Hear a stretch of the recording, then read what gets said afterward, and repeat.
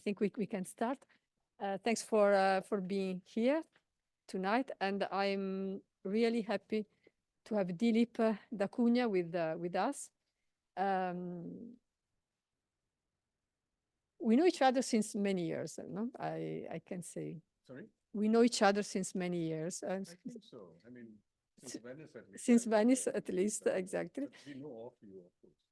But no, and I want to say why I'm very happy that you are here, because what I really appreciate in the work of Mathur and Da Cunha is this capacity to connect representation with a very deep thinking, a deep thought.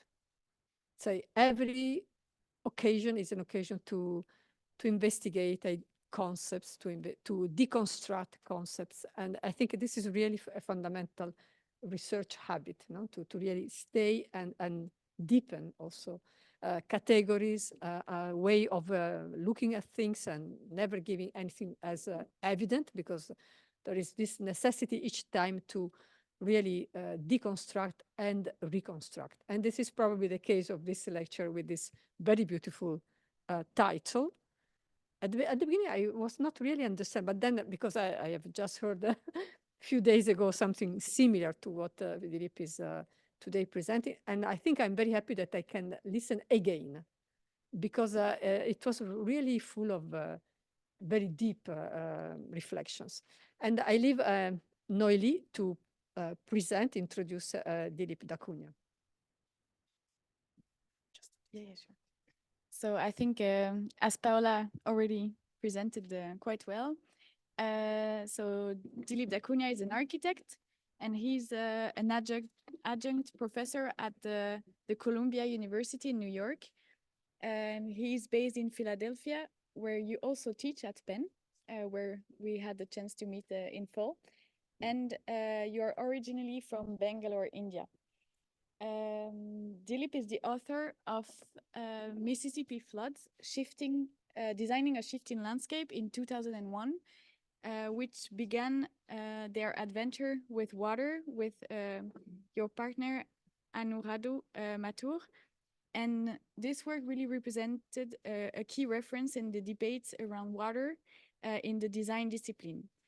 And water is for you a subject about which you're fascinated, and about which your more recent publication, The Invention of Rivers, Alexander's Eye and Ganga's Descent, published in 2019, actually present the evolution, as Paola already suggested, of your position, both visually and textually, on this topic.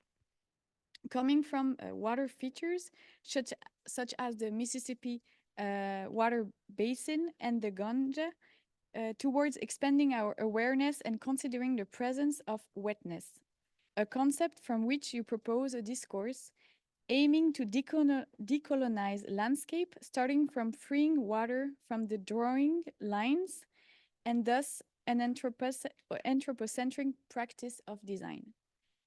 Mathur and Da Cunha have received many awards for their contributions, like the Guggenheim Fellowship Award in 2019, and we're very happy to have you tonight. So we leave you the floor. This you can, do you want to attach it to your? Yeah, maybe it would be good, Okay. just to put it on my, you can just go. Is that okay? Perfect. Yeah.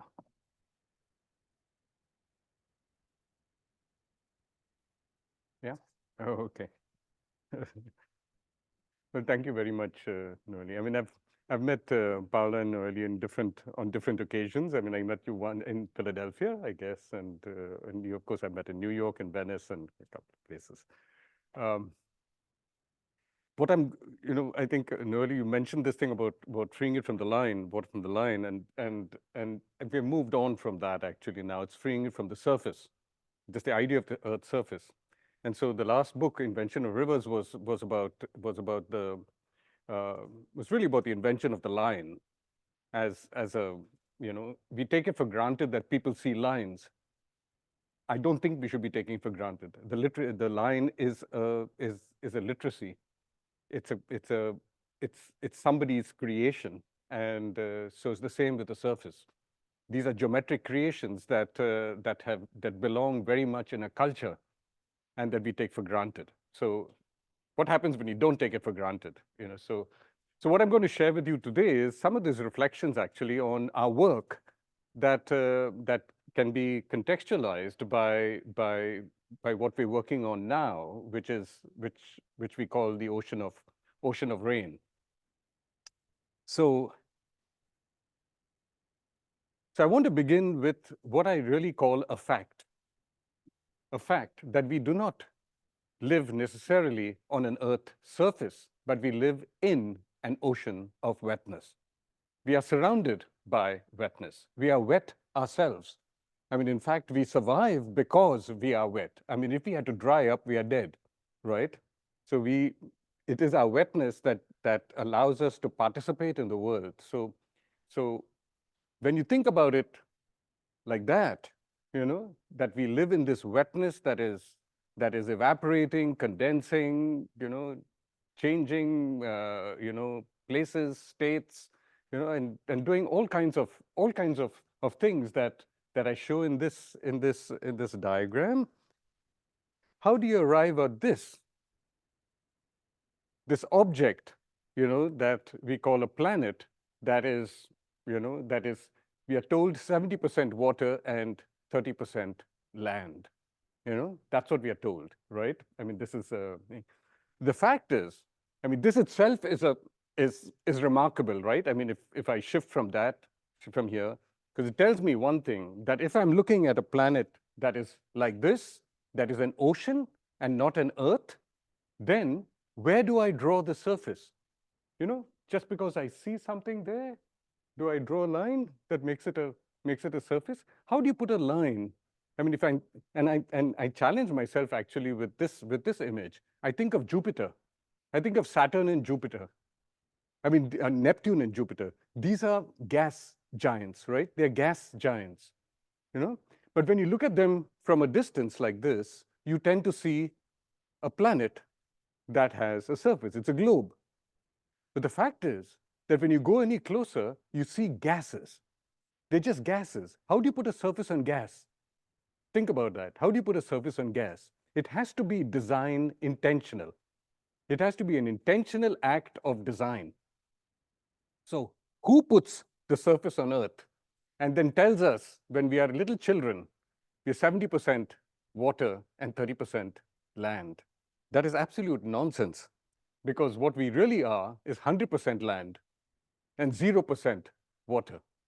I can remove the water. That's what I've done here. I can remove the water, right? And I can place it and then pipe it to Earth. I can build. I can push the rivers back. I push the sea back.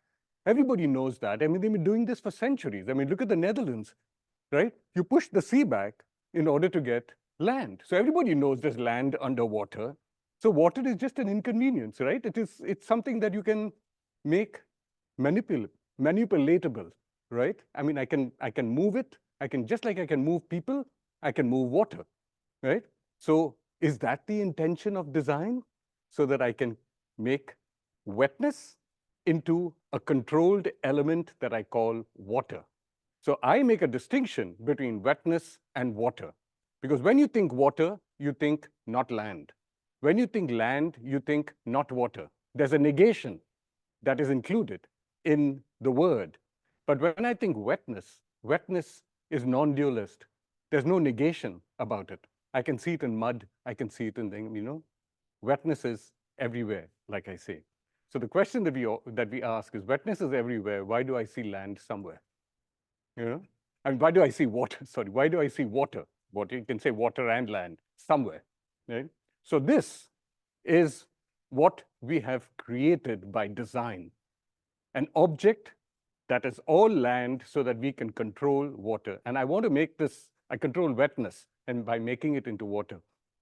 And I want to make this point, which I will towards the end, that when I want to control people, I begin by controlling water. That's what you do. I mean, so all colonizing has happened by begins with the colonizing of water. And that is what also I will share with you. And that is actually the subject of the invention of rivers. So how did this happen? How did we take an ocean of wetness and make it into an earth with a surface that is land? I want to suggest 4 design devices. I spoke of 3, Paolo, in thing. I've added the 4th one, which is something that I just want to provoke a conversation perhaps here.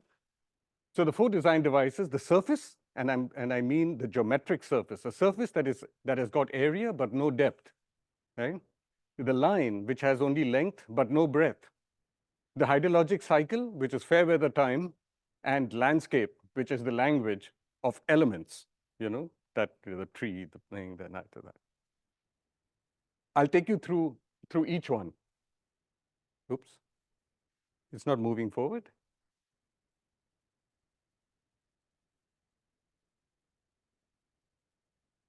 Oh, okay. So the surface. So I want to emphasize this point, actually, that the surface, I'm implying a geometric surface, because that's the way in which it was conceived by, it was much before Euclid. It is the time of, the 6th century BC by Thales. He's considered the father of science, Thales. And his student Anaximander is considered the inventor of the first world map. So if I'm talking about a surface, I go back to them and ask, like, why would they invent a surface? Because it's just a pure idea, right? Something that has got no depth is not something I can experience. It is something that I'm learning in a class of geometry, is where I'm educated into. So when I talk about a surface, I say that, there's water below the surface. Now, if I tell any indigenous person there's water in the earth, they'll understand. But if I say there's water below the surface, do you think that they will understand? People without an education in geometry, it means that I'm seeing a surface. Like, how do you see a surface? And I'm seeing under a surface. That means I can look at a surface from below. That means it's an object. So what Thales did was, he was making the shift from mythology to science, right? And science grounded in observation. So what would you do in order to study change? You would first create a fixity, right? You create a fixity that would serve as a reference against which I would see change.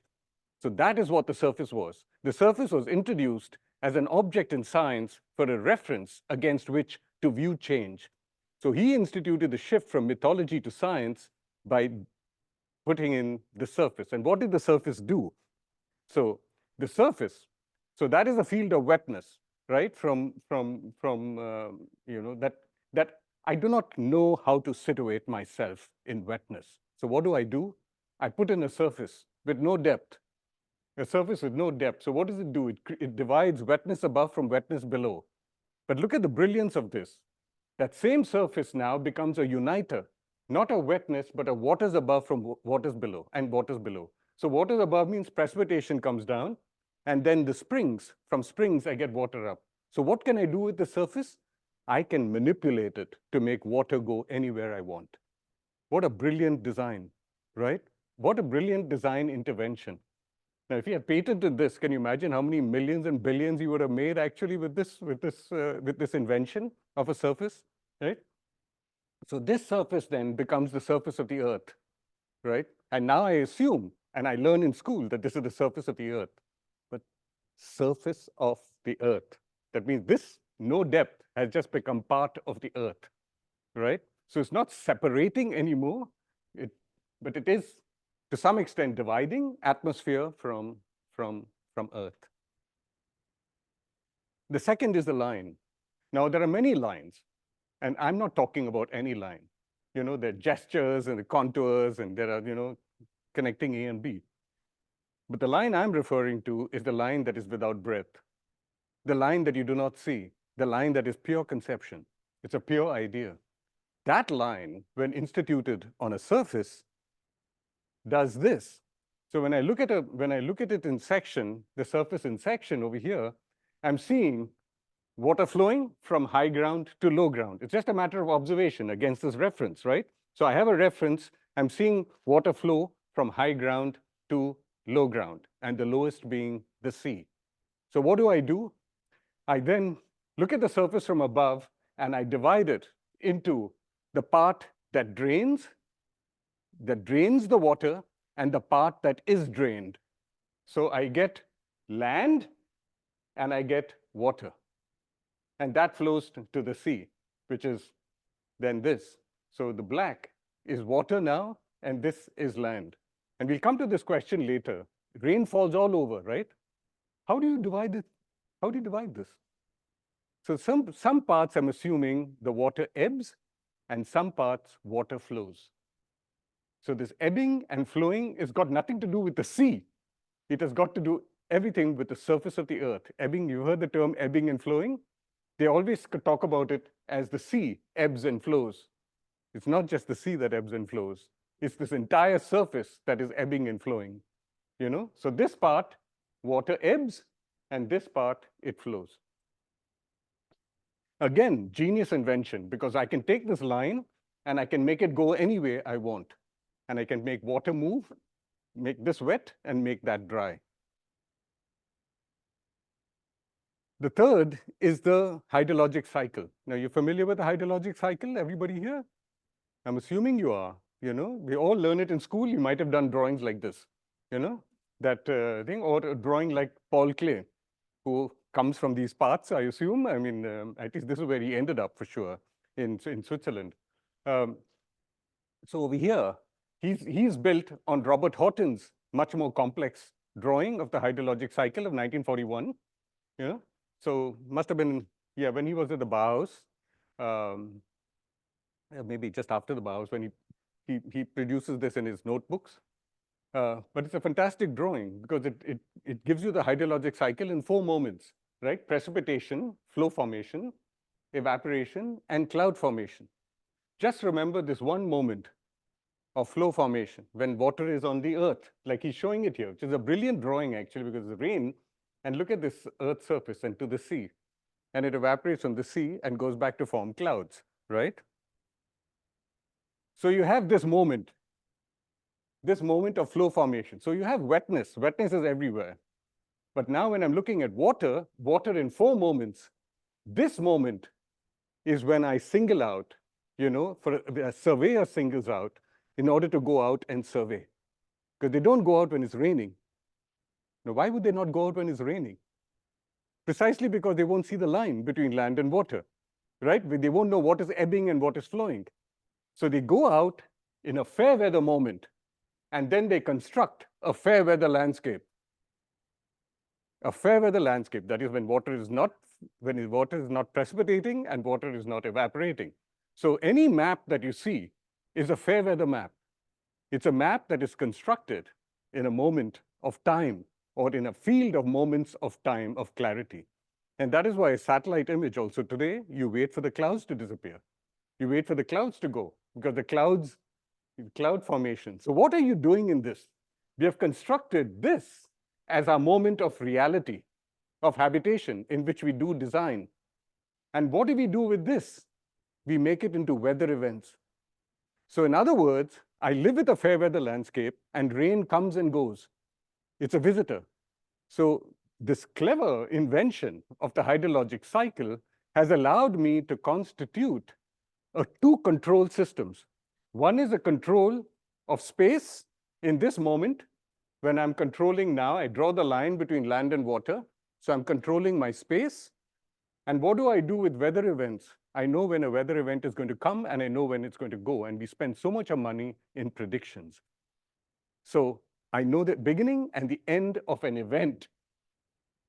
I mean, think Shumi's event cities, that when I'm looking at a place on the ground of time, right? And this is when I'm looking at place on the ground of space. So with these 2 now, what a massive amount of control I have on the design of habitation. So 3 elements that we've looked at, and I must tell you also with the surface, that initial surface, that is the first act of a surveyor. A surveyor, when a surveyor goes out and lays down the surface, they lay it on the earth first before, so they've got to take a decision. Is the anthill on the earth or is the anthill part of the earth? Is a tree part of the earth or the tree an object on the earth? he has to make this decision, or she has to make this decision as a surveyor, right? And we all, as designers, just accept what the surveyor shows us, actually, on the map. But who has taken this in? There was a time in which mountains were considered to be objects on the earth. They deformed the earth. So nobody went into mountains until the 16th century. There's a beautiful book written, Mountain Gloom, Mountain Glory, actually, by Marjorie Nicholson, where she talks about this, actually, about the fact that mountains were never part of the earth until the 16th century. They were always considered sores on the earth and, evil kind of things, whatever, and people wanted to actually get rid of them or not see them at all until they became places to holiday and, all that sort of thing. So it was a complete transformation in the 1600s. So this is the hydrologic cycle. And then the last act of design is this. The language that we speak is the language of landscape. The language of place is landscape. And landscape comprises elements. So we look at landscape as a field of objects. We see trees, we see rivers, we see this, we see that, and once I'm able to individuate these things, then I can put them all together in order to construct, to organize, to assemble, to construct systems, and now to argue entanglement. Now think about have you heard the word entanglement? And word entanglement actually comes from this, from this belief now that things are not separable. But the fact is that they have been separated. We all learn in high school how to draw a tree, how to draw an apple, how to draw a thing. We are making separations. So this act of separation is also an act of extraction. And think about the violence actually in that act. That in order to construct a tree, which is, I first have to take out the birds, I take out the nests, I take out the bacteria, I take out the fungi, I take out, the soil, and then I learn what the tree is. It's a woody plant that, if I look at the dictionary, it tells me what that tree is. But it's an act of violence that I'm teaching children. And we all learned, take it, shake it off, create this thing. And then that we learn at 5. At the age of 25, we learn that, it's not separable. Why did we learn to separate them in order to learn the fact that they're not separable? Because the entanglement may tell you that it is not separable, but we have our whole understanding and the language of landscape is based on separability. Not only that, we have translated all the texts of indigenous peoples across the world, and we're teaching them their language in terms of landscape. So we've taken words and we have corresponded to river. Now, I'll tell you, when we looked at Ganges, we know the river Ganges. When we look at the text, we see the word Ganga. It's just Ganga in Sanskrit. But any translation I pick up will tell me Ganges River. How did Ganga become Ganges River? In other words, there's an object by which I have translated. That is landscape. So it associates, what we call nature has all been constituted actually on the terms of landscape. So landscape is before nature.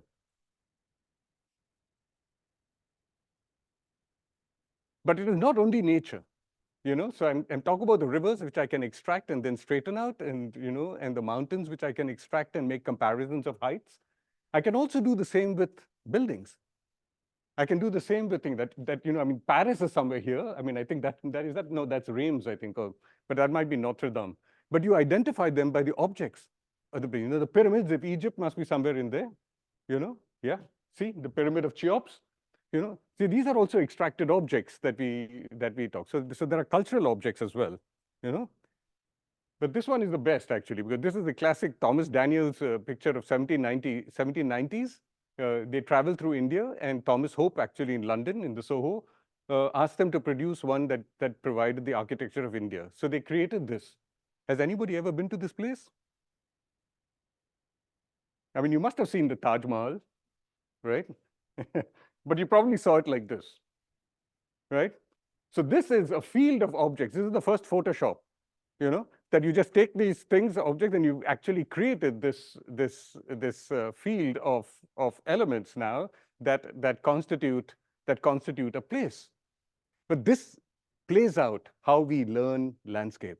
This is the language of landscape, a language of objects by which we create place. And then we talk about entanglement. I mean, and we say that everything is systemic, it's saying, is that, and there are peoples in the world that spoke languages that never made separations into objects to begin with. But these are people that we don't look at now, Instead, we go there to teach them entanglement, So I just want to bring this up. So this is the fourth dimension of our design thinking. So given that this is what it is, this becomes the, let's say, our concern, that we have colonized wetness by design, by these four design devices: the surface, the line, the cycle, and landscape. We have made an earth with a surface, an earth surface, a globe. Let's say we have constructed a globe out of an ocean of wetness. A globe is an enclosed spheroid. Sorry, monitoring Zoom. This is the problem with Mac, I think, Oh.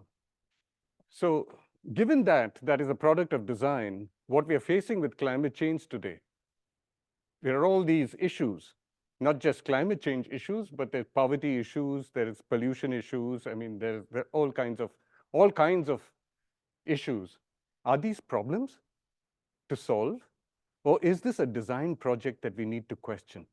Are these all products of designing the Earth's surface? Are they products of the Earth's surface that is then articulated with landscape and so in other words, are we called to do some fundamental rethinking over here, and ask some more fundamental questions that we have been pursuing the wrong design project? Is this a design project that we need to stand back from? So I know I'm questioning your entire discipline, in the thing, but let's just be open for a moment to what that might mean and how we might work. So how would we reimagine, reimage and reimagine our place in ocean, right? And I'm put the Earth back in, because that's what it is. The globe is very much part of the ocean of wetness. And that's the wonderful thing about it, that it is not other. It's actually within an ocean of wetness. So how do we just make that connection again, that what we are looking at as a globe is actually an ocean first, and ultimately an ocean, that we all inhabit an ocean of wetness. So it requires change in our education, requires change in our textbooks, requires maybe the change that we can make in place.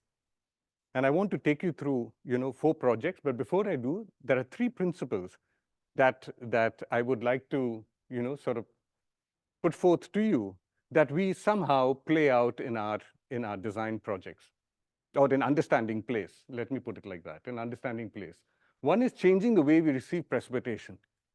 So we are taught that to receive precipitation, that rain falls or snow falls to a surface, right? And from a surface, it forms flows and flows to the sea. That's the logic. Falls to a surface, flows, and gathers.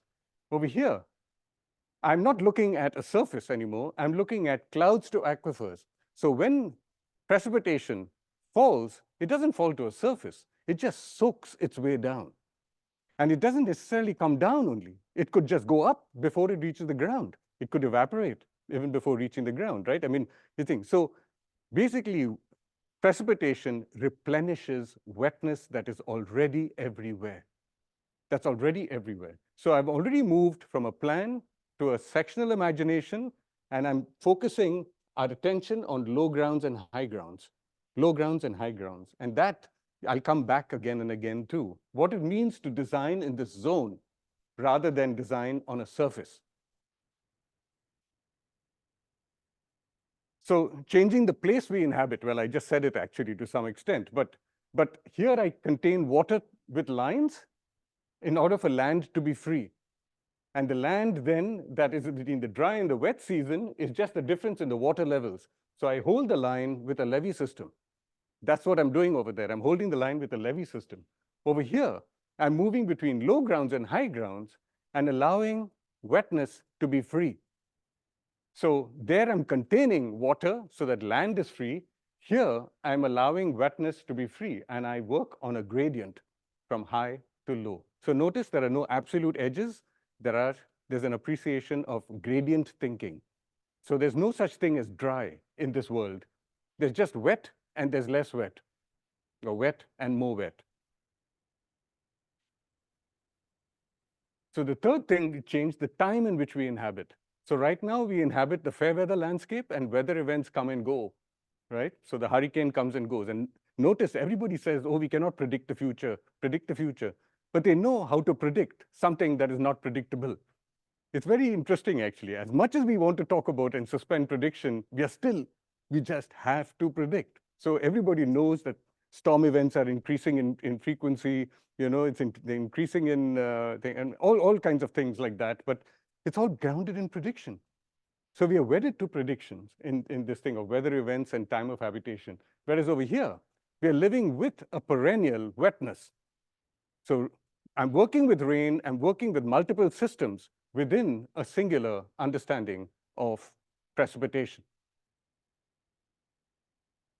So the first project I take you to is Bombay, where we made the case actually that Bombay is an island city. So it's on the coast of India, right? Whereas over here it is Mumbai in the monsoons, and the distinction is one like this, that the British loved to see Bombay as a city on the Earth's surface, a city, this urbanistic understanding of place that is nothing but a surface occupant. Whereas what we see is Mumbai in an estuary in the monsoon. It's open to the wind. The monsoon is, if you are familiar with the monsoon is, it's actually a reference to a rain-laden wind. I guess it would be the equivalent of the east wind in the Mediterranean world, that allowed the Garden of Eden in medieval maps to be placed on the east. So over here, I mean, it is the rain that comes from the wind that comes from the southwest, right? And so we open it to the wind. We open this place to the wind. It's not necessarily a city. It's an estuary, is what we say. And an estuary we define in a particular way. So we have Bombay, the island city, island being land separated from water. Whereas over here, we're talking of Mumbai as an estuary that is a world that meets rain and tide. Notice there are two temporal events, rain and tide, right? It's not about meeting land and water, and it's not the mouth of a river. When there's rain that falls in the volume that it falls in the monsoon, rain doesn't have time to find rivers and all that stuff. It just runs to the sea, and so that sense of place that is between rain and tide is one that has got its own practices and occupancies. And it really is between clouds and aquifers, clouds and aquifers.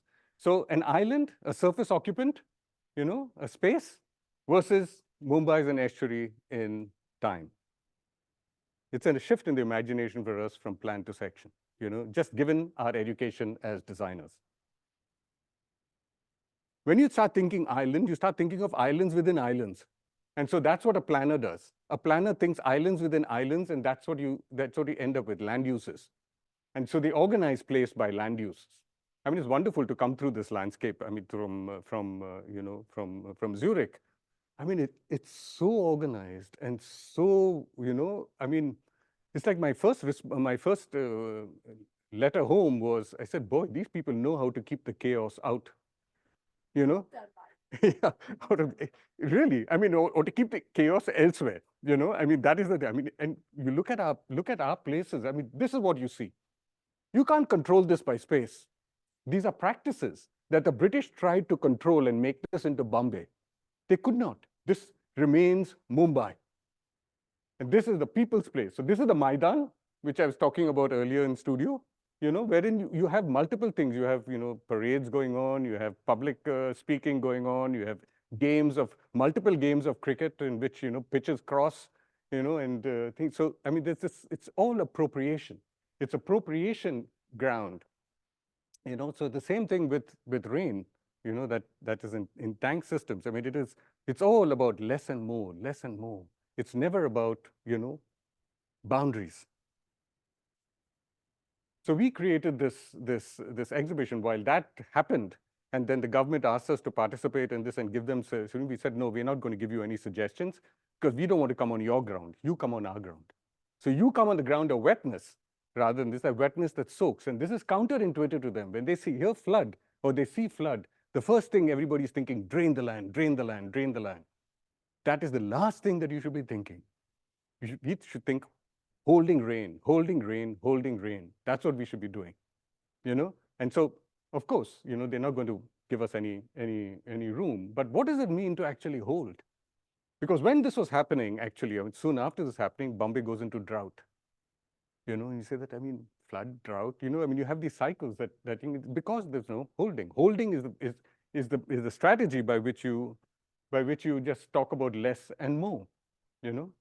So while you have a surface and a drain imagination, you have a rain imagination, you know, and a holding imagination that we need to pursue. So we did it through projects. And I'm just going to rush through this, otherwise I'll never finish this lecture, I think. So I'm just showing you 3 parallel appropriations of places that we experienced in Mumbai and documented as such as walks in order to identify actors of a particular place. So again, we took three walks and we identified things from flamingos, you know, to people, you know, from I mean, I think the middle one, there were people training to be wrestlers, you know, in the fort itself. So these are 3 Portuguese forts built 400 years ago. You know, so we constructed what we call photo walks. We identified, you know, we drew sections through the photographs. You know, these are not drawings of sections that are on the ground. They're somewhere between what we experienced to be the ground and what we experienced to be opportunities. And we identified what you see in plan are identifications of elements that we could rely on in terms of initiations and agents of change.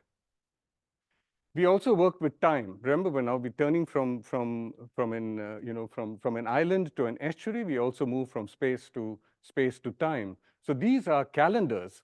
These are calendars of particular appropriations of places, you know, grounded in planting schemes, grounded in fishing, fishing calendars, and all kinds of things like that. But they were all, you know, toileting also. I mean, these were actually barges that you see over here.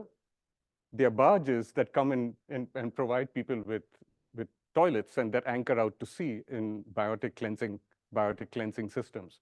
So there were all kinds of interventions in this drawing that operated on temporal grounds between rain and tide.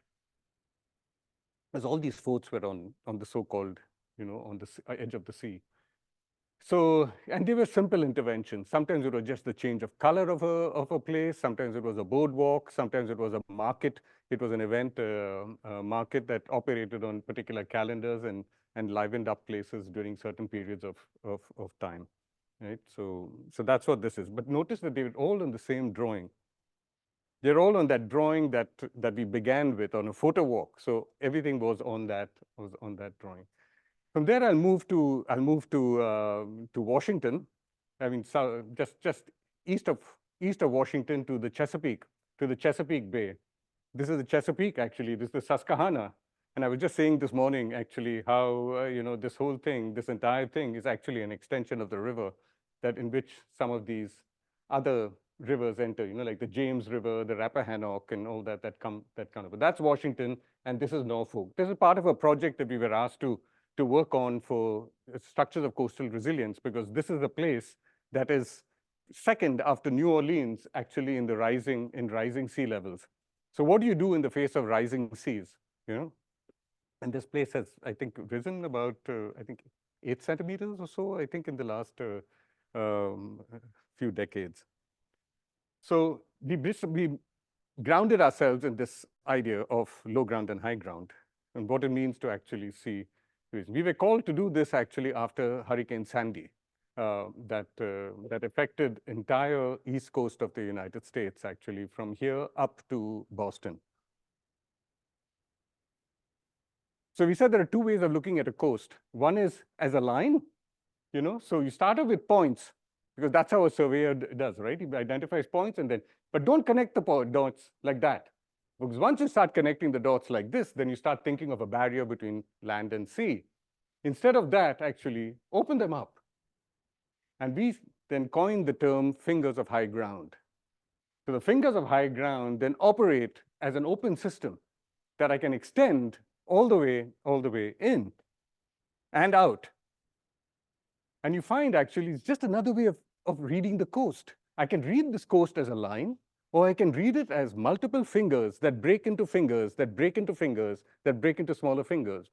And so I get a system of fingers of high ground that I then exploit like this with two gradients. One is from tide to rain, from rain to tide. So low ground, high ground. And so rather than think land use, I start thinking in time, actually, of how I can appropriate place.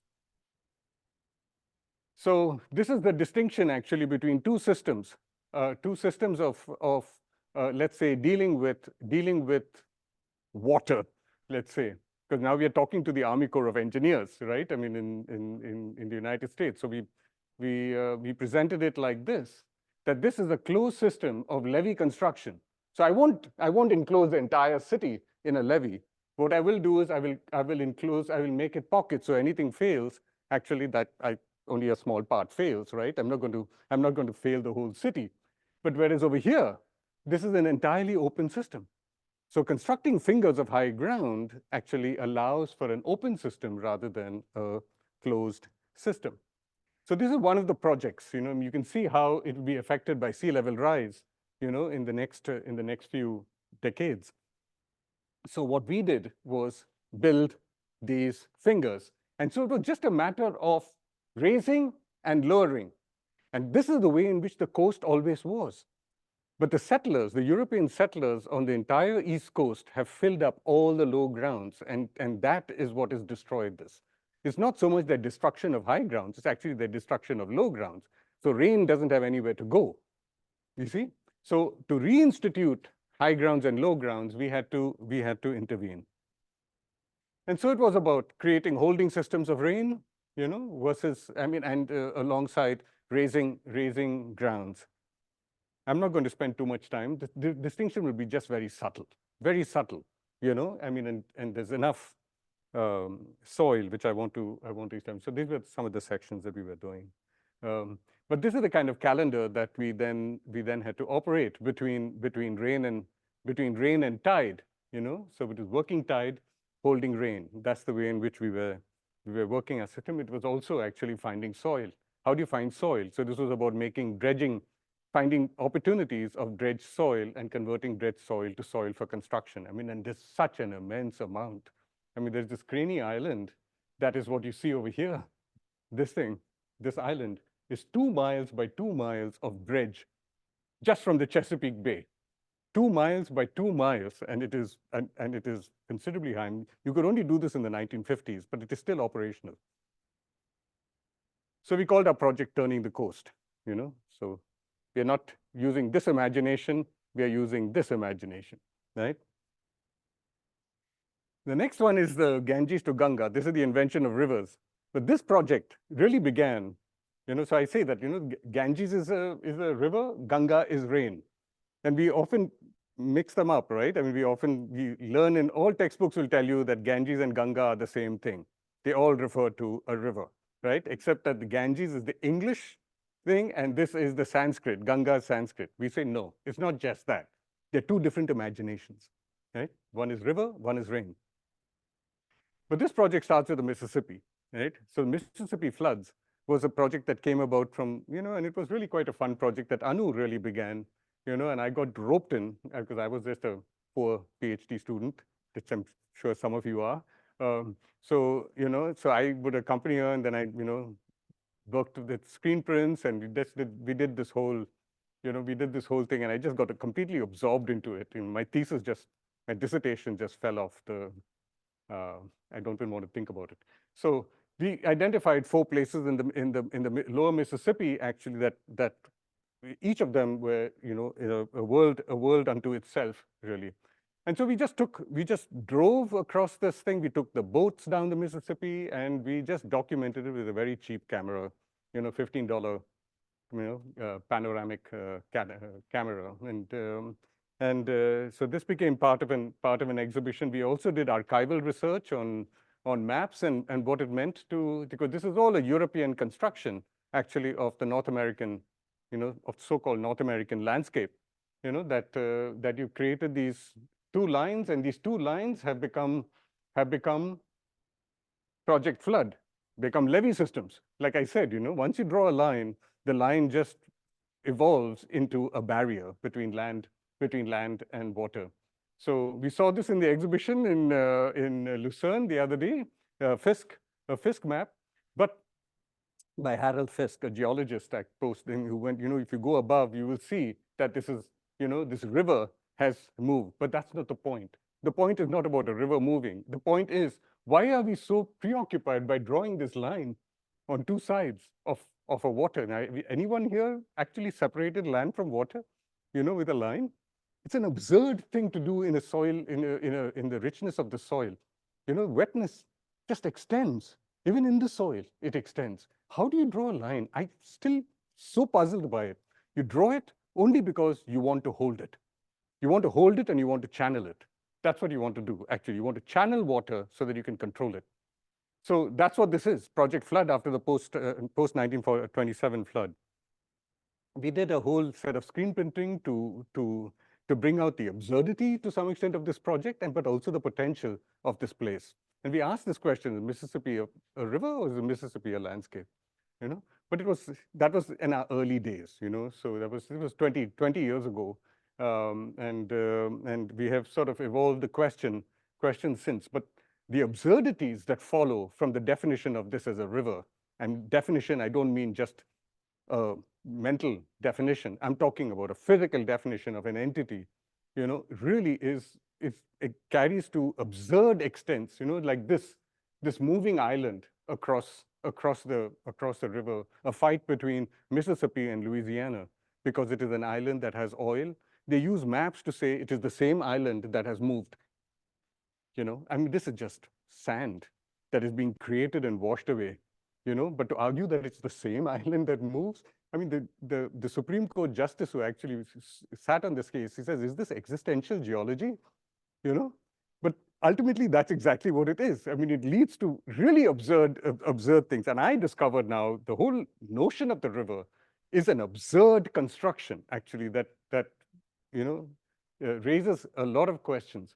So this is what ultimately I want to just point out, that here there are two high grounds in this landscape. One is the Mississippi mounds, that on which the Native American live. And this is the levee system that frames a river. So which becomes clearer in this. So you have the mound. So this is a 1927 flood. You have the levee that is separating the river from the adjacent so-called dry land, which is absolutely wet here. And then you have this, which is the way the Native Americans lived. Now, many people look at this and say, oh, that's another flood control system. There is no flood here. Is there flood? This is just the rise and fall of wetness. That is flowing and flooding. This is rising and falling. There's no flood. That is flood. So flood is created when you draw a line. So flood is water crossing a line that you have drawn, right? So you draw a line and it floods. Over here, you have a horizon, you have a rise and a fall. So it's not two systems of flood control. There are two Mississippis. Two Mississippis, very different Mississippis. One is a river and one is an ocean of wetness. Now, this is not the case only with the Mississippi. It's also the case with the Nile, the historic Nile. All of us have learned in our history books that the Egyptian civilization is a river civilization. I'm looking at that now and saying that's nonsense. It's a river civilization by design, and it's a design of the Greeks who visited it, not to the Egyptians who lived there. In fact, they traveled to the Nile to ask this question. Herodotus traveled. Herodotus is the father of history, right? I mean, and Thales before him, and Anaximander before him, and I mean, there was this whole, I mean, the pre-Socratics, and then after them, I mean, and it goes down. I mean, Julius Caesar, and then it comes down to Napoleon. I mean, everybody has been looking at this Nile because the two things. One is, why does the Nile flood? And the other is, where is the source of the Nile? So I mean, even Napoleon sent I think, an expedition up to Alexander sent 2 expeditions up to find the source of the Nile. But then they also asked, what is the Nile? Is the Nile between the deserts, which is in this, which is here, which is June to September?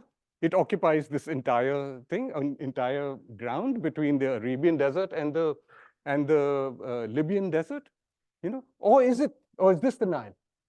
The Nile between October and May, when it is this much, and this is supposedly fields.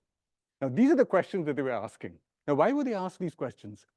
I mean, this is, and because they were looking at this line as a contained thing, saying that they wanted to identify what is the normal Nile and what is the abnormal Nile.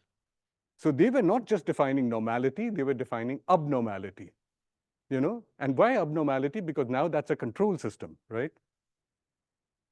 They were also searching for the source.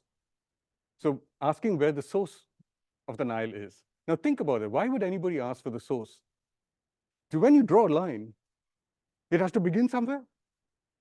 So you take it to its starting point. So what flows is ultimately not a river, not the water. What flows is a line that contains the water to a channel.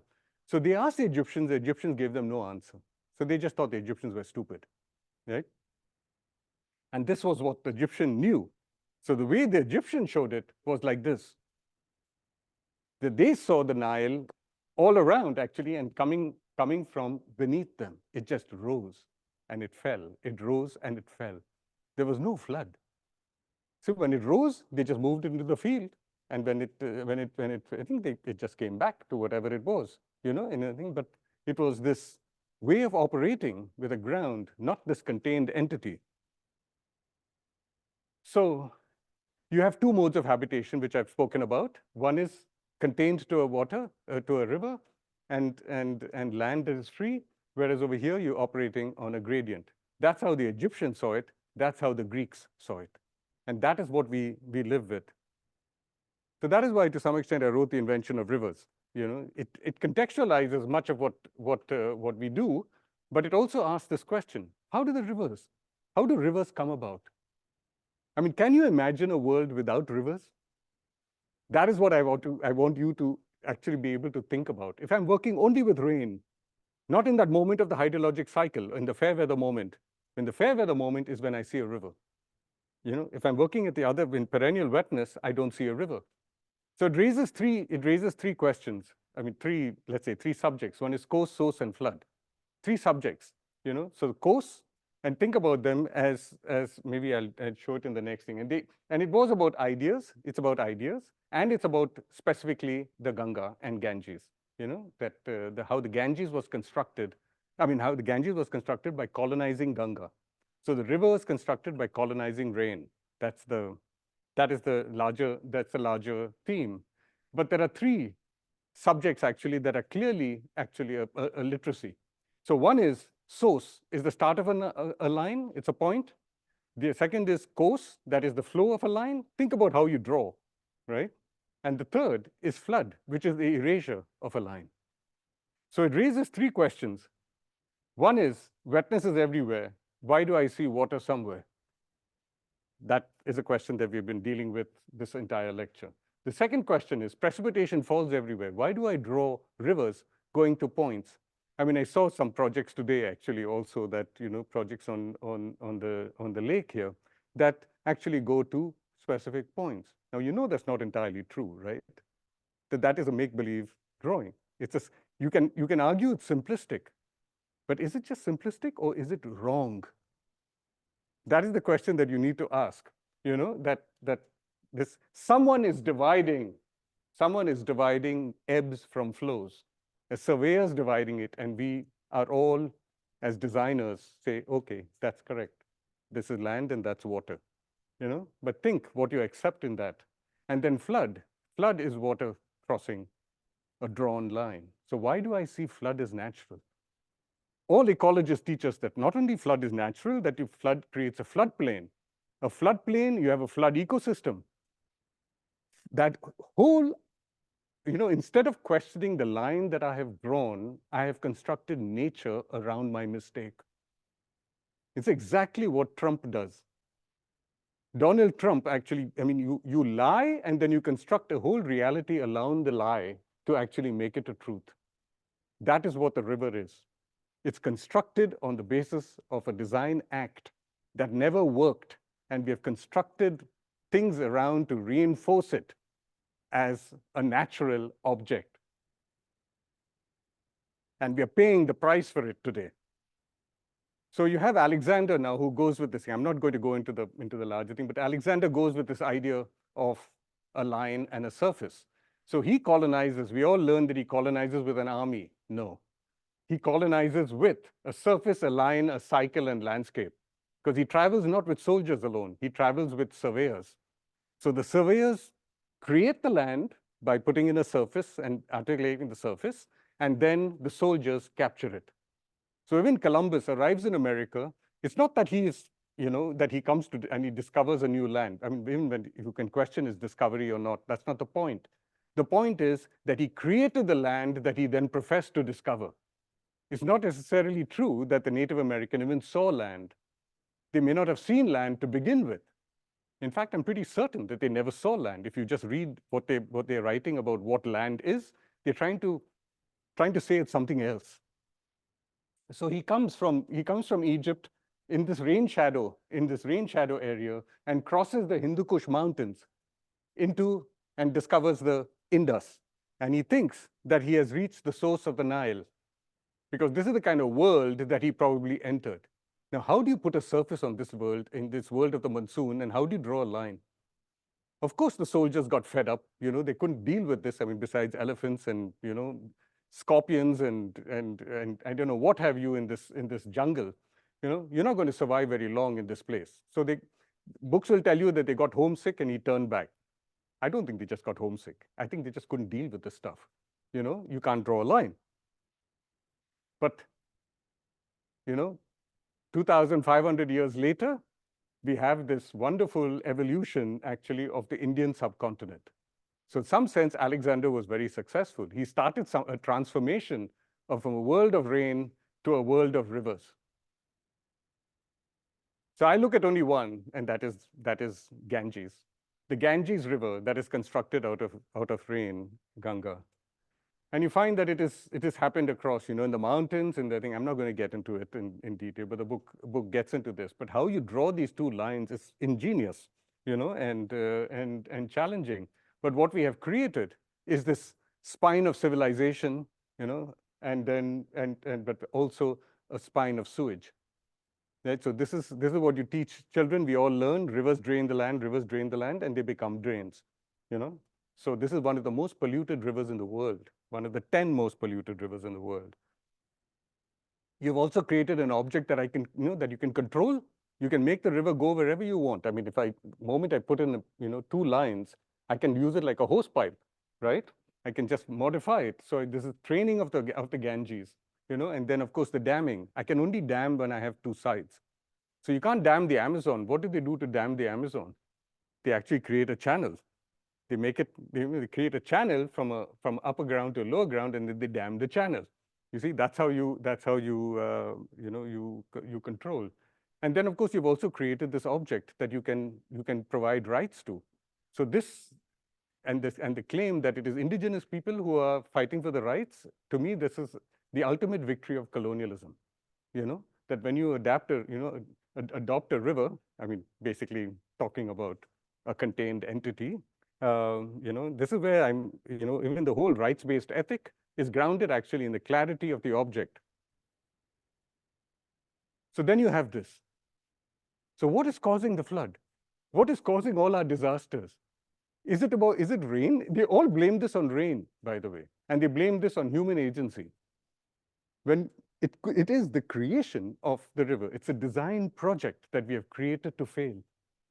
We have created to fail. So who do we blame? We should blame ourselves, The last thing I want to share with you I think I've extended too much time, but if I just go, I'll go through this very quickly. Just a brief, just to give you a flavor of the continuation of it. This is the questioning of the surface.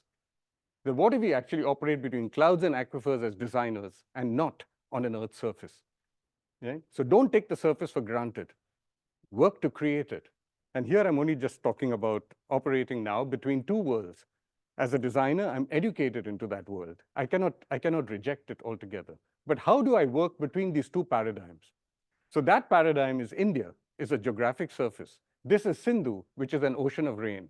And so we all know that, that India was colonized by the British. That's how we learn it in school, that India was colonized. I say no. India was not the one that was colonized. India is the colonizer.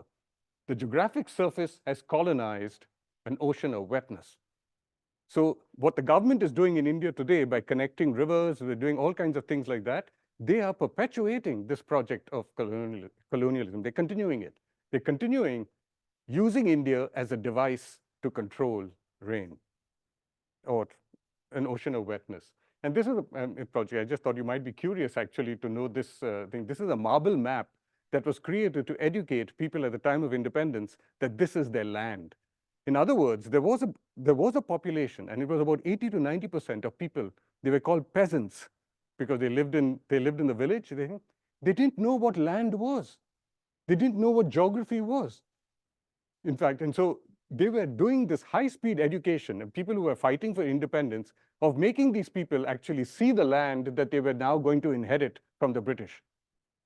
So they created this map in order to educate people into what land was. So this is our documentation of that map. It's a marble map that's about 30 by 30 feet. Yeah, that's about this. The width of this room, perhaps, and equally in breadth. But it's a beautifully sculpted map by sculptors. Over a period of 20 years from the 1920. No, sorry, about 10 years from the 1920s to 1936, when this was opened as a temple. They were worshiping this thing. I mean, it was an object that they were creating. So it was called Bharat Mata Temple. But the idea was to get people to unite around this object. But the craftsmen who made this sculpture probably did not know how to read a map. And 90% of the population in India today don't know how to read a map. So what have we done actually in the last 70 to 80 years? So just to take you through a few places, give you a very quick glimpse of what is coming up in the next book. I finished the first part of the book, but this is like the second part, which is still in the works.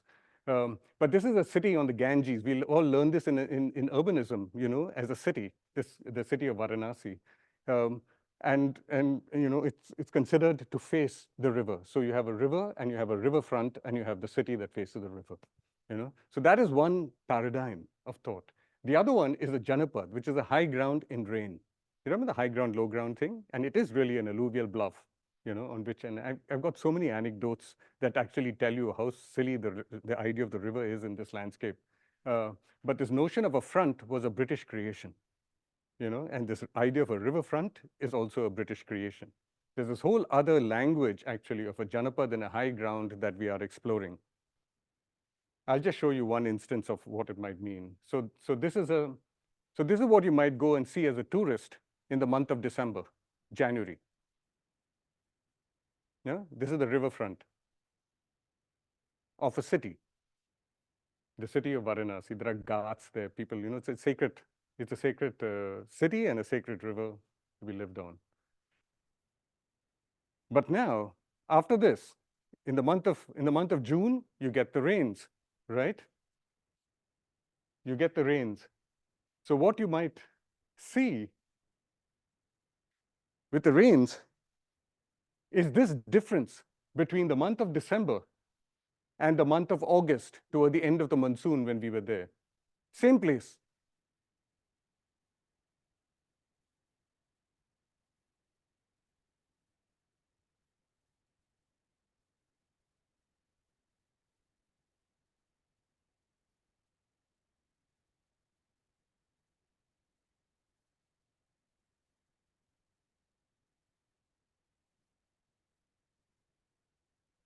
the shift and the change in the river is 60 feet.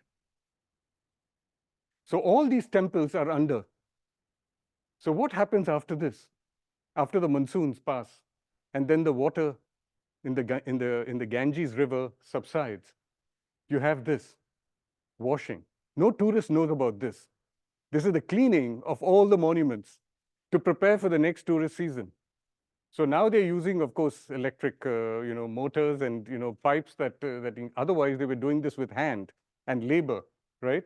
Cleaning this vast place in order to prepare for the tourists in coming December, November, December. So what you might see is this if you go soon after the monsoon. A defaced city,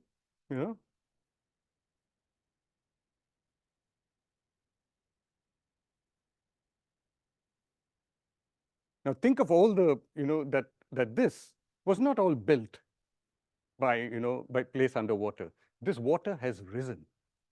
It has risen over the last 2,000 years as the entire holding ground of the Himalayas has been destroyed. And we have created a river. And there is archaeological evidence that I'd show you, but I won't in this talk. So what you might see is a city defaced.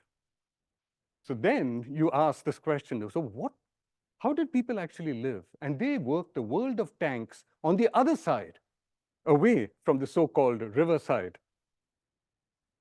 And you see this remarkable, oh, I think it's gone again. Yeah, sorry. Oops, we've gone, let me go back one, and then yeah. So you have this, if you notice the section at the bottom, of this high ground, low ground, this thing, and this articulation of tank systems, actually of holding of rain in a systemic nature actually behind. That was, there was no front or back or anything like that, but this was a world of holding systems that has been destroyed in favor of the creation of a river as a drainage system. And here there are a whole lot of facts that I can share with you, that speak to this ground. But here you have two worlds. You have a world of ocean and you have a world of earth, and an earth surface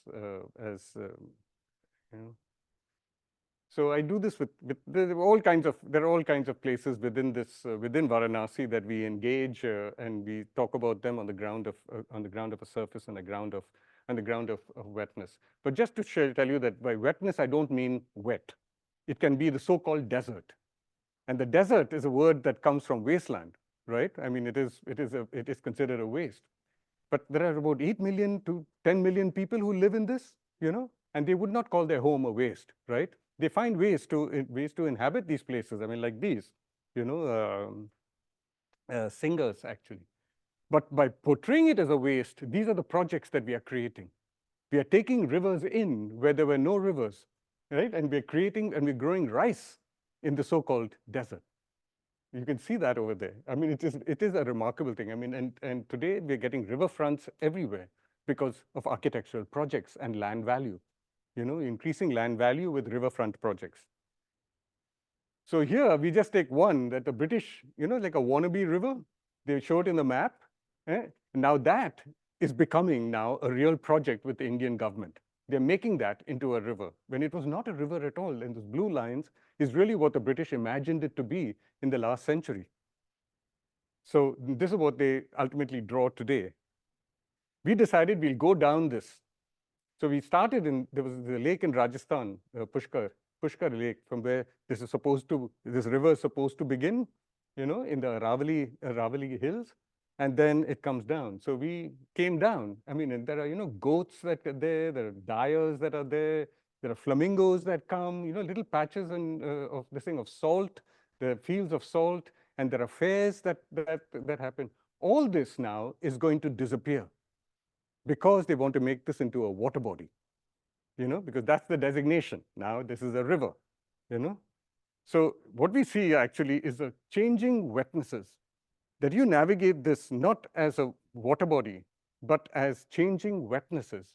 You might see something like this. There are changing densities of wetness. So we live between these two worlds again, between earth and ocean, between earth and ocean. And how do we then construct? How do we live with wet? I mean, and I see this as a kind of cognitive dissonance that I've grown up with. I inhabit both worlds. I speak both languages of place. I speak sometimes when I'm, and I call it informal. When I'm speaking Indian place, when I'm speaking the ocean of wetness, I call it thing. I use my hands, more than I use words, perhaps. We all do it, in fact. So I say that we are all partly colonized and partly colonizer. But our architectural education teaches us how to colonize. So this is one. Then I'll take you to another element over there. It's called the Oran. And they're trying to make this, they're trying to see it as a oasis. Now, when I see an oasis is like a leopard spot, as the Roman soldiers in the Sahara defined the oasis. It is something that is a black against white. That's the way in which you want to. These are not like that actually, but they want to now fence these off. These are places where you can forage, but you can't cultivate. So they're considered to be now sacred landscapes, but sacred is a word that I wouldn't associate with these. It is just that there is a respect for these places as places of wetness. So the smattering of rain that comes is held in this thing, and there are these wonderful jal trees. I mean, these are all wetnesses, right?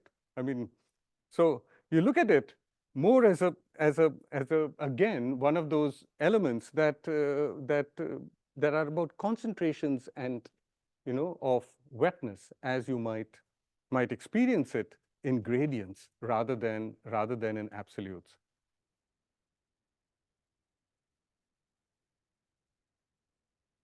And then when you further investigation, you find that this place is alive with migrations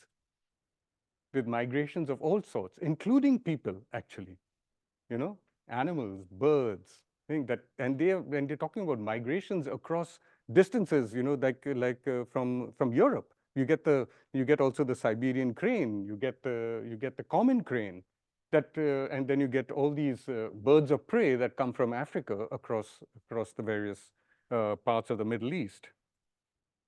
So what again you have, I mean, is an ocean, a world of ocean, and a world of of the Earth's surface. So with that, I want to say that that this is ultimately coming together in this particular book called The Ocean of Rain, which is a sequel to the Invention of Rivers.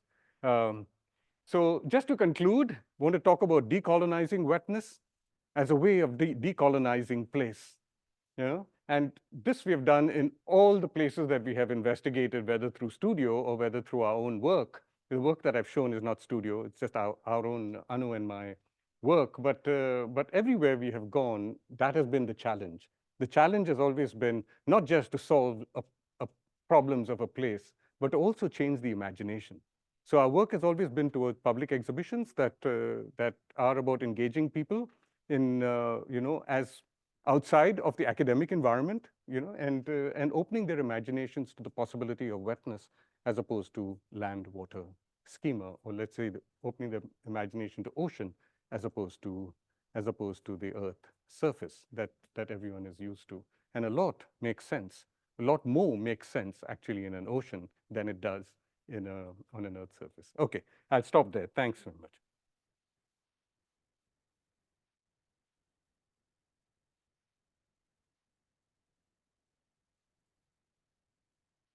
Taken a lot of things.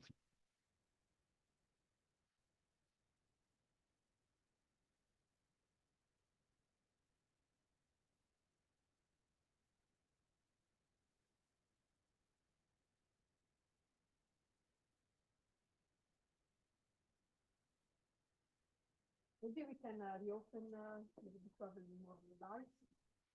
And I can switch this off. maybe you understand why I said that to listen twice was necessary, because it's really a very dense presentation that we had that is shaking a lot of consolidated values and positions. So I think that you have some questions or you have some reactions. So it would be very nice if we can also start a dialogue with Dilip. So please. And I Also, promise it will be a dialogue. I don't have any answers to anything, really. And also maybe the people that are online, I don't know if we can reintroduce also the people that are there, if they are still there, and if they can participate also.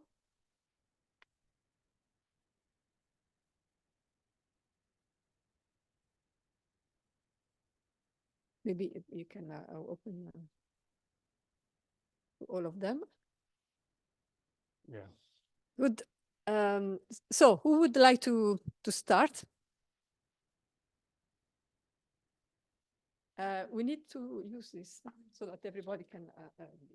Hi, thank you for the presentation. And I was wondering if in your projects or in your research, have you encountered communities that reclaim wetness in a way? Or that are, because we think I come from also from a place of wetness, and people are communities in a way are against this wetness because it's related to informality, to poor conditions, to even related with health. So have you encountered communities that embrace this wetness and reclaim in a way this wetness? Oh, yeah. I'm from the south of Spain, Murcia, and it's place where there was a moment of Arabic colonization, and there were people coming from our ancestors, and people coming from the Nile. Then they came to this Marsin area, and they control in a way this water to create agricultural land. Yeah. And now the floodings are recoming because they are all these destruction of all this knowledge of the relation of water and all these gradients of water. Yeah. And I'm trying to work on with this idea of reclaiming the wetness, but at the same time I feel like very confront with my parents that say my grandparents, when there was flooding, they lose everything. So and there was this way they have to recover from a completely life in a way. So my parents in a way they feel that they conquer the wetness, and now there is another position of trying to reclaim. No, you're absolutely right. I mean, there was a time. I mean, the Wadi system in the Middle East, and it has been absorbed as the the Arroyas and the Acequias, even in America, actually in the Southwest, and they are wonderful. They're not. If you don't see them as water systems, as flow systems, but you see them as actually low grounds, it is something that is practiced in the Middle East as well. So the wadis now, they get this flash floods now that come down. And, it was never a system of flash floods. These were systems actually that were planted. I mean, and they are like ditches that were cultivated, low grounds. And as ditches, the thing of low grounds, you could see them as actually fields of wetness in which the plant and animals participated in the wetness. They were the holding systems. They were part of the holding systems. Today, what has happened is that many of these low grounds, I mean, and this happened with there's an attitude to mapping. It happened in India as well. All the low grounds are shown as drainage schemes. They're shown in blue. So they've separated the low ground from the high ground as blue and brown. So blue and brown. So they've taken a holding system and made it into a flow system, a holding thing, and that has destroyed actually wetness by making the wood. So today, when I'm looking at plantings, I'm looking at some of these low ground appropriations. Very often they're being positioned in some way as holdings of water, and that is why I don't like to use the word rain harvesting, because they're not. It's not about water, holding rain as liquid water. It's also about cultivating plants. It's also about it's about a working landscape actually where wetness is much more prevalent. It's like I mean, one of the things that I sort of mentioned the other day also is this, that that when I'm looking at a map, And it happened actually this when I'm working in Colombia, in Cartagena, but last year we were working in Bogota. And I had to give a lecture over there. So I asked a student actually to find me two maps, one of forests and one of water. So she came with these two maps, actually. One is blue, it shows the Magdalena and it shows all the rivers and the lakes of Colombia in blue. And the other one was the forest of Colombia, where you get a lot of green. It's one of the highest biodiversity places. I mean, it has the highest one of forest cover, according to the map at least. Okay, so lots of green. I'm looking at this blue and green, and I'm saying, like, what's wrong with these people? This is not water, this green. I mean, my favorite example is that, you chew on a cucumber. A cucumber is a vegetable. And it's got like 96.5, 97% water, actually. And the sea is what, 97.5 or something percent water. The rest is, dissolved salts. It's almost the same, but you don't call a cucumber a water body. So the forest is squishy, the forest is wet, the forest is this thing and that, but we don't see it as water. So I would say that there are a lot of the projects that are being done now. If they had to shift their imagination actually to wetness, you could look at it as actually recovering wetness, but it would take on a different shape. Unfortunately, today it's all about rainwater harvesting to support a piped water system. So you can't not know the difference between a piped water system and a holding system, And if you knew the transition as a philosophical transition or a material transition in addition to an infrastructural one, I think it would make a huge difference. So it's again a matter of what I'm suggesting over here is not just a matter of how we take some of these ideas into design. It is also about how we take these ideas to understand what we are in the present and the past. It's just so in the case of Bombay, we had to rewrite the past of Bombay on the terms of wetness and an estuary, because all of colonial histories and the historians today actually are still inhabiting an island city with an origin in a point, and so this language has to shift from across the spectrum, but primarily to re-understand our present. So I would say that yes, I mean I've seen a number of projects, but again it's a matter of my perception and understanding of it also. Your perception is shared also with the community. Your perception is shared with the community in which you are doing this Not project. always. Yes. Not always. They have been educated actually to see water, and to see this as holy water. So they are not open to actually dissolving the difference between a tree and a water body. That disillusion actually to realize that what you are doing is also cultivating sometimes is not part of their imagination. So, so it's never, I mean, I've never really seen it, in this manner, unless I then talk to them and in the dialogue, they say, oh, and maybe in their own world, they are actually seeing it, but they're not in that. That's why I told you, there's a cognitive dissonance. They speak one language, they're practicing another language.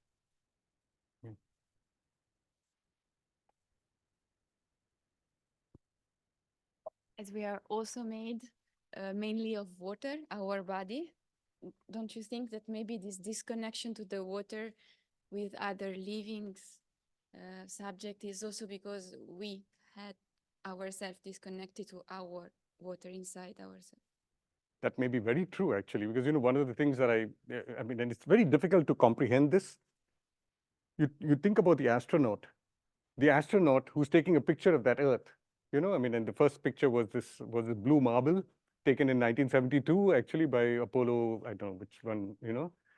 That blue marble, this thing which has all these clouds on the Earth. Is considered the object of the Earth that they are looking at. So they are, I don't know how many 30,000 miles, some colossal number of miles away, and looking at the Earth is how they describe themselves, as looking at a planet. And if you look at them as a ground of water, they've never really left the ocean. You see, they're still in ocean because they're wet. Their eye is wet. But no one has pointed this out, that the fact is that they never left Earth at all. They never left home. You see? Now, how do you put that in the imagination, actually?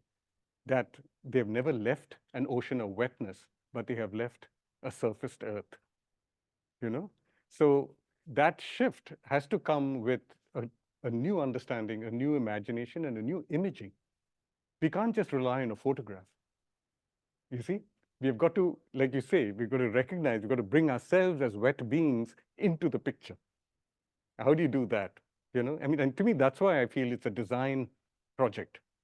A design has to lead this project. And this is where, you know, like even Invention of Rivers is sort of being engaged by historians, anthropologists, and, you know, and others who beginning to see that the whole place by which they have been identifying or taking for granted is grounded in river systems and, you know, the separation, actually.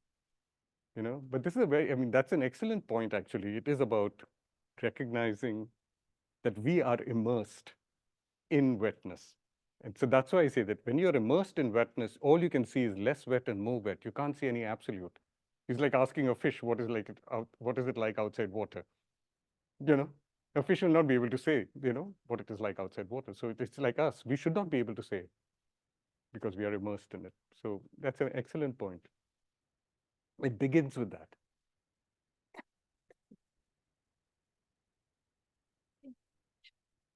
It also makes me think that your work is very much related. Maybe it's Sorry? more. It also makes me think that it's very much related to time, because the temporality, like when you want to draw a line on a map, you want to say that at this moment, right now, this is what either this water body or this, like the rain is in the air and the water that's on the ground is the one that's real.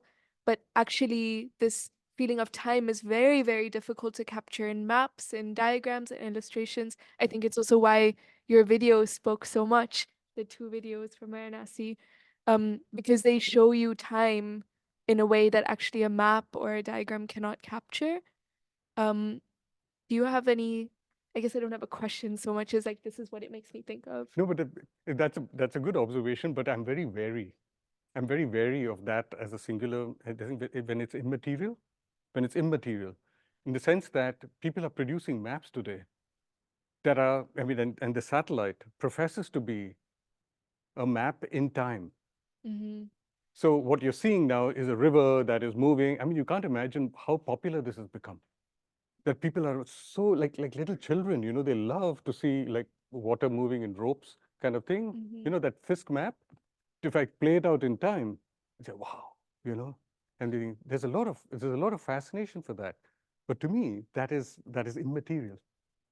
So this idea actually of inventing modes by which you put yourself in, make yourself immersed, needs to go that one step further than just time. You know what I'm saying? So it cannot just be time. It has to be material also. Mm-hmm. You know, which is why, you know, I would say that, you know, that Bombay, when we spoke about Bombay and looked at estuary and island, we hadn't quite developed this notion of wetness at that time. You know, it is really what followed. So there we were still talking about the estuary as between land and water. I mean, today when I'm telling you this, I'm saying between rain and tide and bringing in time. But to some extent, it is a reflection of that. And for me, rain and tide also brings in 2 different materials.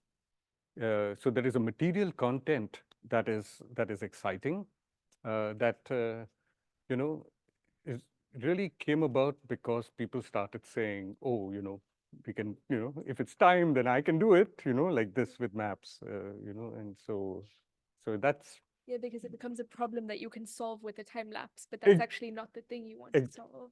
exactly. The time lapse is the word that, yeah.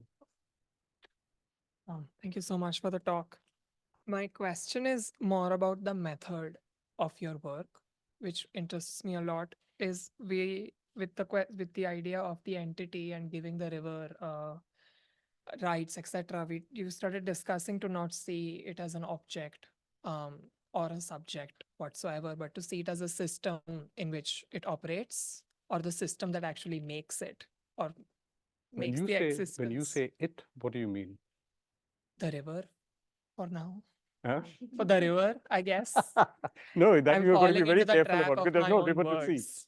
But My yeah. words are my enemies. Mhm. But what I'm interested in is because a lot of times a research methodology has a starting point and an ending point. And now I'm trying to think of it as a line itself as well.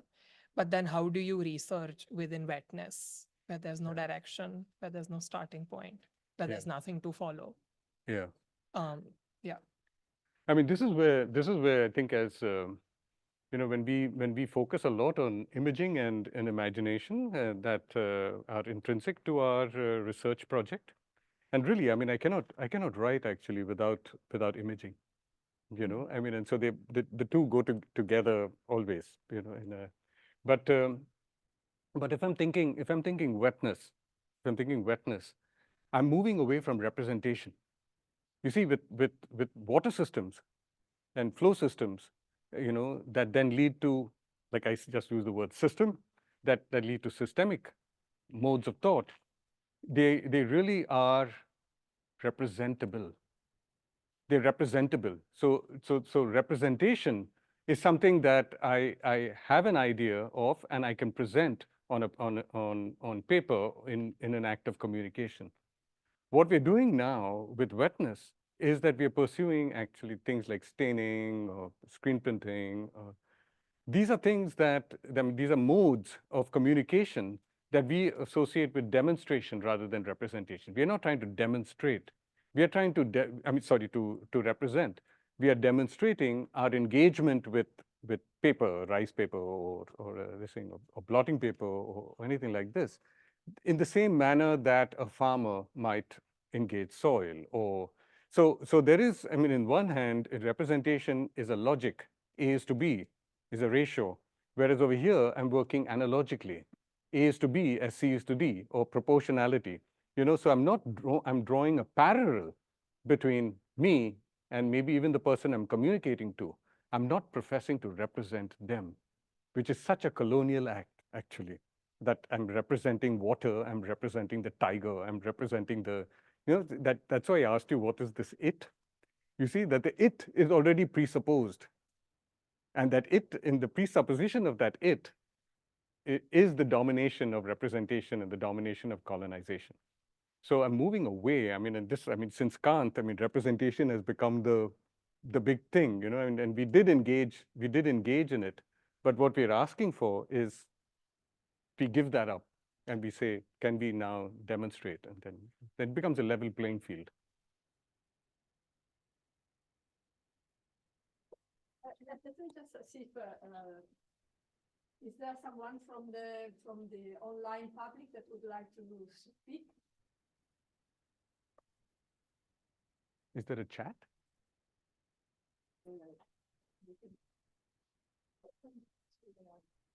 Yes, there is. I saw one.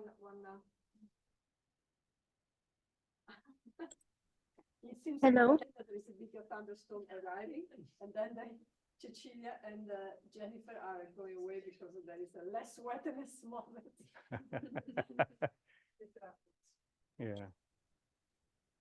Hello, can you hear me? Can you hear me?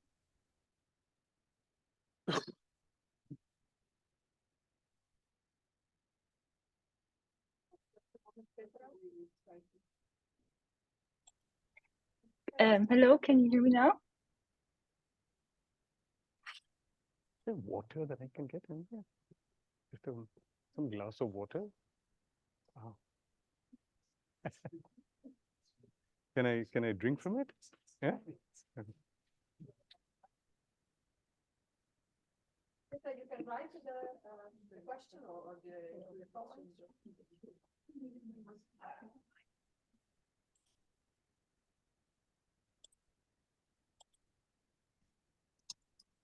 Petra, can you write down the question or the comment?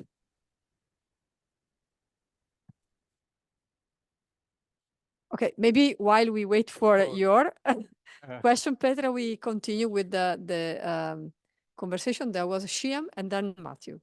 Sorry, Matthew, there was Shyam before. Shyam? Come here, Shyam. I had to. Come here. You need this, otherwise they don't. Well, I have a question about the urban water systems. The what system? Urban water systems. in Indian cities, cities like Hyderabad and Bangalore, Mumbai. We have the privatization and monetization of the lakes that is happening, and the government is clearly helpless. They can't do anything. And how do we see the future on this? Because of the encroachments and embankment, lakefront developments, what's happening, it's brutal. So how do we see the future in this situation, catastrophe? But I must say that on the ground of the urban, I mean, if one wants to maintain the urban, it's bleak. The future is bleak. One of the things that we have to shift away from, and this was a discussion I got into actually a few days ago also, urbanism is neo-colonialism. I mean, and we keep pushing it as, we keep pushing it, and it's a disaster. I mean, that's why I say that I'm coming through this countryside and I say that, boy, I mean, there is a particular understanding of the urban over here, and a shared understanding with people that, it's just out of place across the world. I mean, 90% of the world is living in absolute misery, to some extent as a consequence of this, I mean, of designers like us pushing this urban. And it doesn't exist. To me, the city is an idea that we are trying to realize. We're trying to realize, and one of the systems is that one of the modes of understanding is that the city is the best drained ground surface.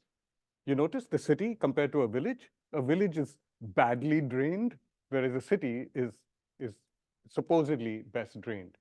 But any implementation of this as an idea is a disaster in rain.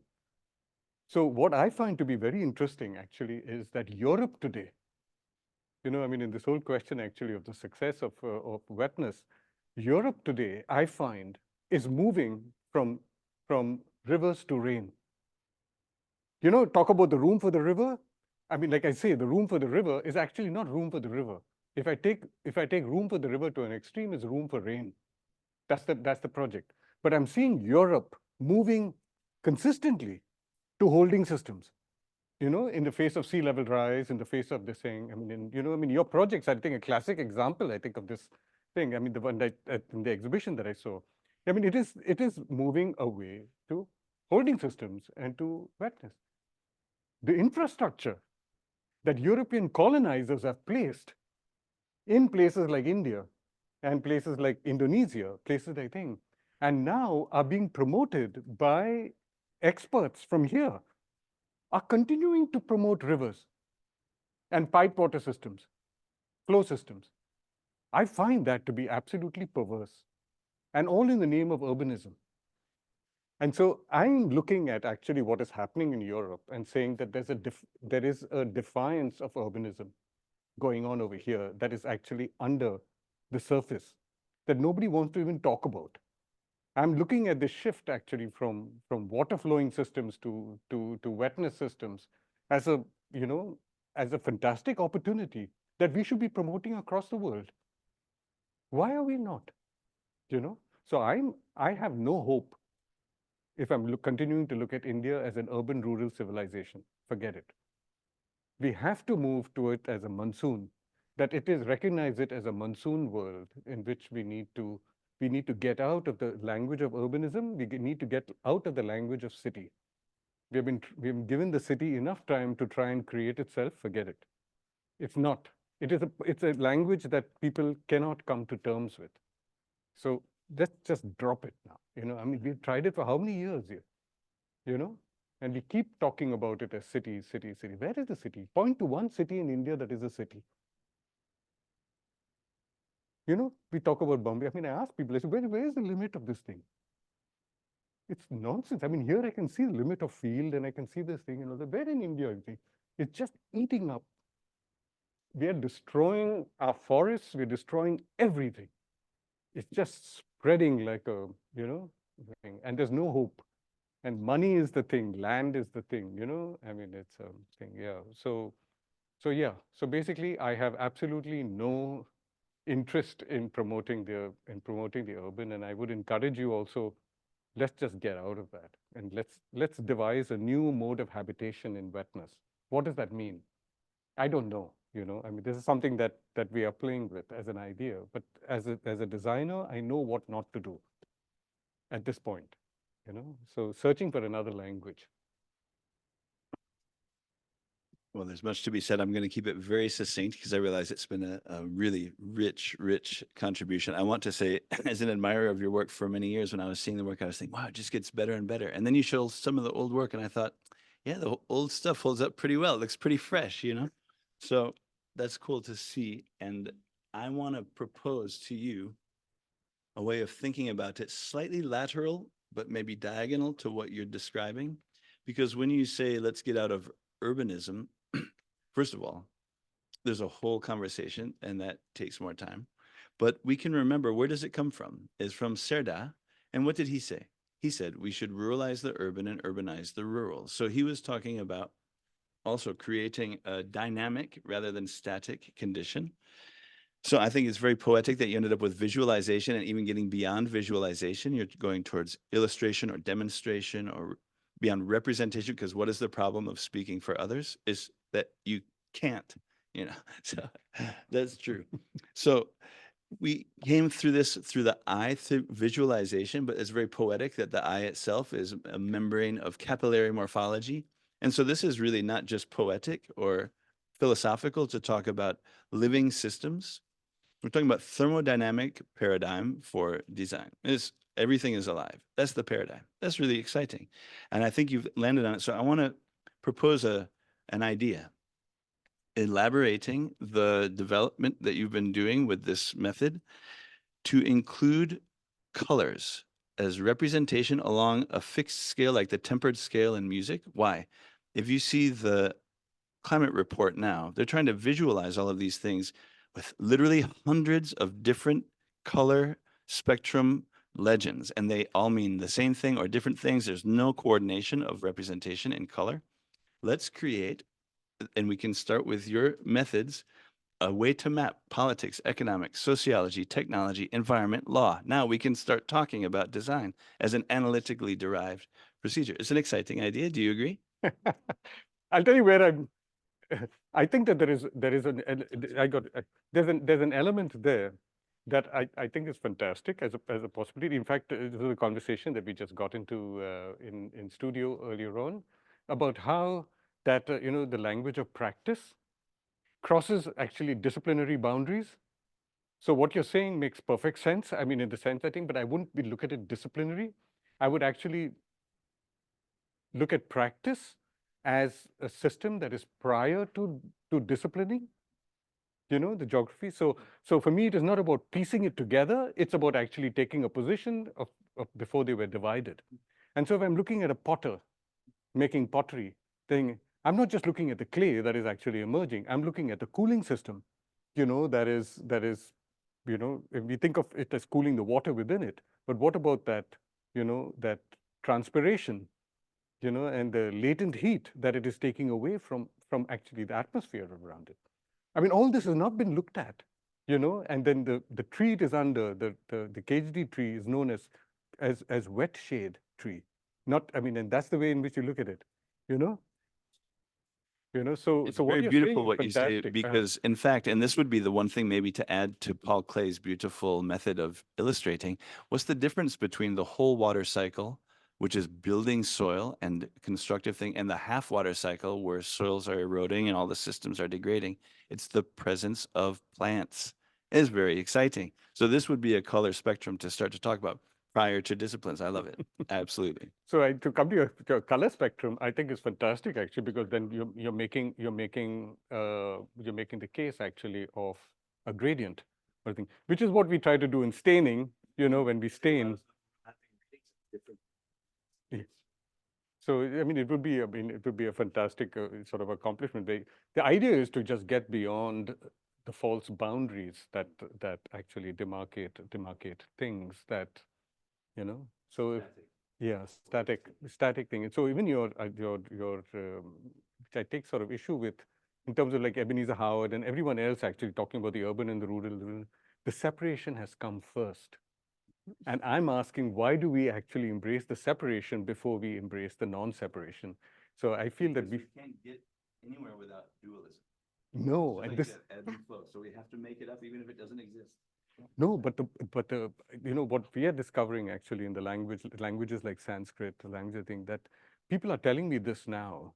They say that, you know, there are no objects. You know, it's like someone has given me a book of Celtic thing also that speaks to so many words for field. It's not actually so many words for field. It is so many words for, you know, for different conditions that speak to color. There's Oh. a question there, totally different. Oh, You remember the discussion we had with Georges Deccan in Queens on Saturday about the relation between wetness and human health? The experience Georges was speaking of when he was affected by dried up by Austrians some 300 years mosquitoes ago. stuff, and he really risked a lot. And then the doctor in the hospital told him, "I don't understand these crazy people that today want to come back to this wetness, because we've been fighting against it in terms also of health, human health." So what do you think You about know, that? yeah, this is, you know, this is something that we're all the It's a time up not a against, question, actually. but it's a You know, the mosquito menace of swampland. You know, this is we have set things off balance. You know, I mean, I realize that even in the case of Varanasi, the initiatives were undertaken because all the tanks were polluted. So they jumped to the river system. Now, what I would say is that that is an easy way out. An easy way out is actually just simply reject this entire paradigm, but I feel it was never recognized to be the case. So we have created this problem of wetness as a menace, you know, that thing. And so I don't have an answer for this, I mean, as a thing, but it has to be taken on a particularity, on a particular basis where we initiate. But again, please don't understand wetness as swamps. Like I said, when I speak of deserts, I don't just mean, it's actually the understanding of wetness in the air, the understanding of things. I mean, that, and it's not about looking at wetness as a resource that we need to harness. That is where I think we're wrong. I mean, I think this is where I would go. It's just recognizing ourselves differently and recognizing our place differently, and that we are not objective human beings, but that we are immersed human beings. I mean, when I say objective, I don't mean epistemologically objective. I mean ontologically objective, that we create the object that we separate ourselves from, and therefore create this reflection of a person who is the viewer of something. You know, that we need to also get out of. So there are other aspects to this, you know, Petra, that do not have to, that, you know, by which we need to address what you're saying. But this is what I mean by the paradigm shift, that it has to be done with two paradigms in mind. And I believe that this is where the challenge of design is. It's in transitioning in the long term from water to wetness. But in the short term, we need to work with both paradigms. And I think that is what we do in Norfolk. That's what we do in all our projects, actually, when we are called to design. We work with both systems, but we transition. So even if I'm building a levee as a high ground, I mean, a levee to block the sea or to block the river, I will transition that levee to a high ground system and a low ground system eventually. You see? It's that ingenuity that we need to address exactly the kinds of crisis, I think, of this sort. You know. I think there is another one. I mean, this is the last. Yes, thank you so much for the presentation. Thank you. And my question was, how do you qualify, well, the wetness or the wet? Because if I imagine salted water, and I don't know, because now I'm working on the Lemon Lake that is like soft water. Mm-hmm. How do you qualify in this ocean of wet? That's a good question. I've never quantified. Is there, because there's a lot or less, but yeah. I mean, this is where, you know, I mean, I think that, I guess we need people like you to think up some things like this, you know, I mean, you know, it is always relative rather than an absolute. So I can quantify relatively as much as I can quantify absolutely. So even, you know, I mean, the classic example that I always give is that when I'm looking at a low ground, high ground system that we measure today, think about what we do. We measure everything against sea level. That is an absolute. That's an absolute measure, I think, of an Earth's surface. But when I go up and I see actually that what the condition is actually a relative high ground and a relative low ground, and I'm thinking actually of a rain holding system between these two grounds, as opposed to this ground where it can actually bypass, you know, give the impression that it is bypassing, but rain is falling here. I mean, so I'm telling people actually also, especially in nation states that are you know, being marginalized by river systems, that the river is being held like India and Bangladesh. India is holding back water, preventing water from going to Bangladesh because it's diverting it actually. The same thing with India and Pakistan. And I say that, but why don't you realize your rain potential? And so it becomes a relative situation over there. So their high ground, low ground situation becomes a relative thing. So my quantification of rain, you know, is grounded actually in the particularity of their place, you know. So that's the kind of attitude that we need to have. And really, ultimately, the projects that we work with is moving to a radical particularity. Can't give generic answers to anything. We have to work with specific situations and places, you know. That's the way in which I would respond to your question, you know, not precisely in the act of quantification as such. Well, I think that it has been really fascinating and fantastic. I thank you again for first for coming to Leuven, second to coming to here. Tomorrow we still have an afternoon together with the PhD students that will use this occasion to continue some of this conversation. And I know that maybe there will be a couple of students also from the PDM that would like to exchange with you. So you said that maybe at 1 o'clock you might be here. Yeah. Is it possible? Yeah. So we confirm that if you want, you would like to exchange a little bit more, there will be also this possibility. And I think that now the day is almost concluded. And thanks very, very much. And thanks also to the people following from outside. And thanks to you.